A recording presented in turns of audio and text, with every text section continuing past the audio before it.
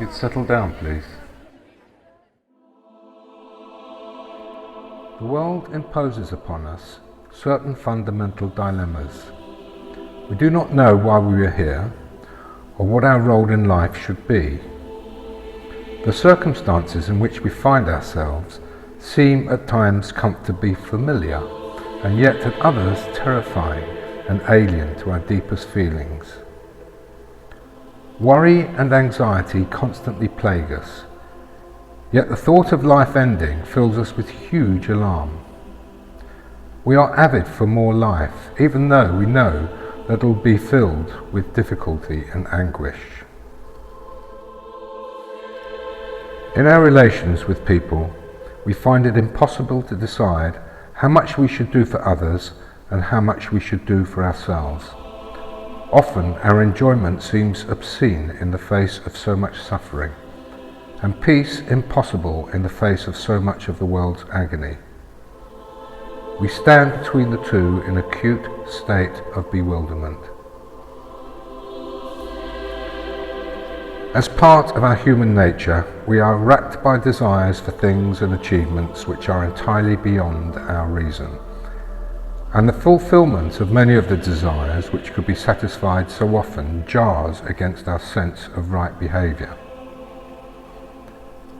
Moreover, we are expected to bear personal responsibility for every decision we make. As a result, we feel culpable if we succumb to our desires, and if we resist them, we regret what we have missed or feel guilty for thinking ourselves virtuous.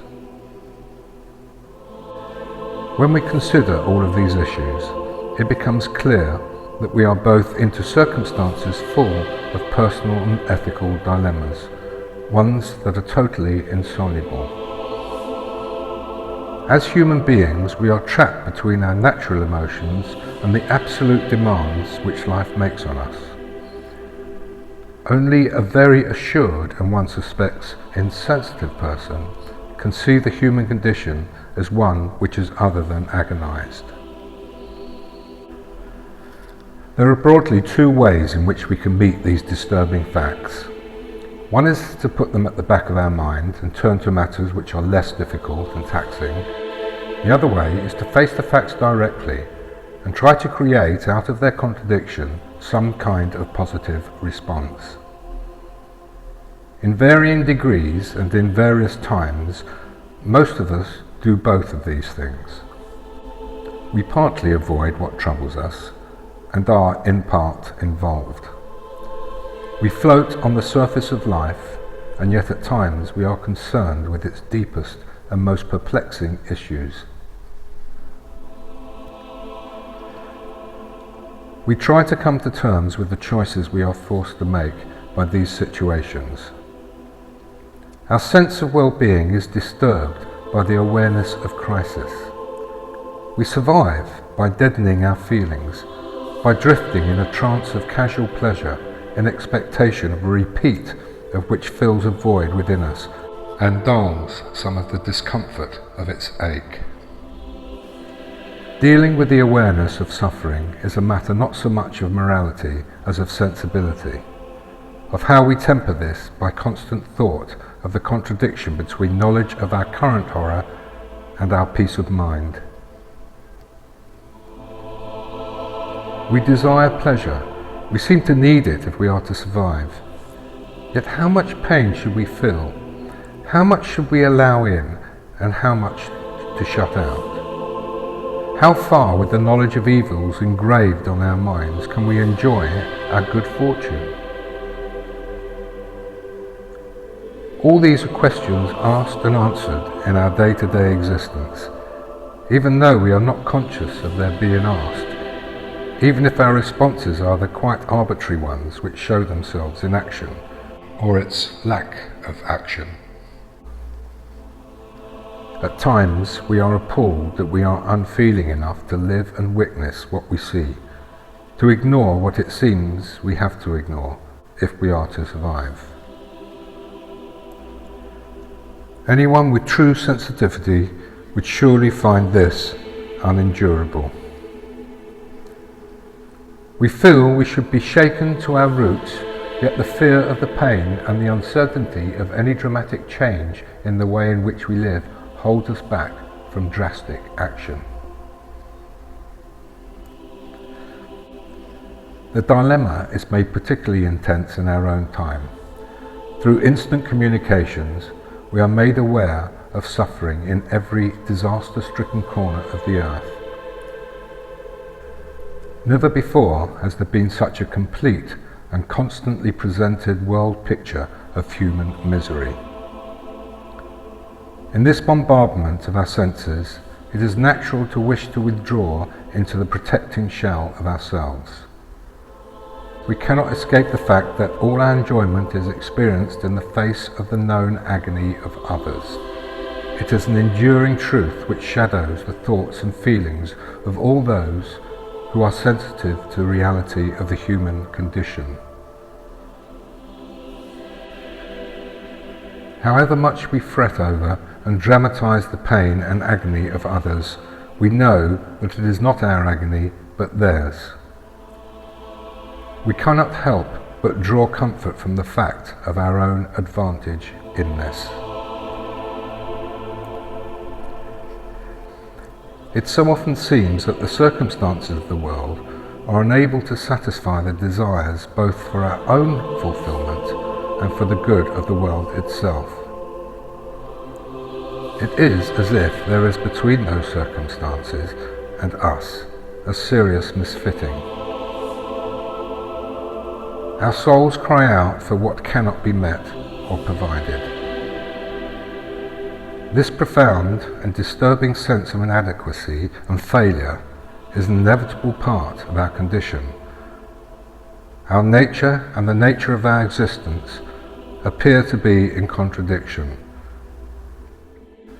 Whether real or imagined, it seems as if there is a unifying state of grace from which we have been excluded. At any point in the progress of time, men and women have seen themselves as living in a period of special danger and crisis.